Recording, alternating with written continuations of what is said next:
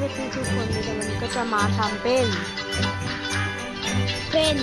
การทำบอกว่าช่องเราต้องการสมาชิกมีทั้งหมดครบ10,000ไลค์ให้ครบ10,000ติดตามนะพอครบ10,000แล้วก็จะฉลอง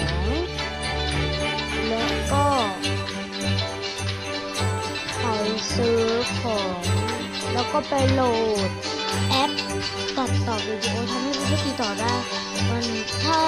อยากติดต่อผมแล้วก็โหลดเข้าไปเลยที่วิดีโอโชว์สโลว์โชว์นะคะเรียกว่าสโลว์โชว์ก็ได้หลายแบบเลยวันนี้ขอลาไปก่อนนะ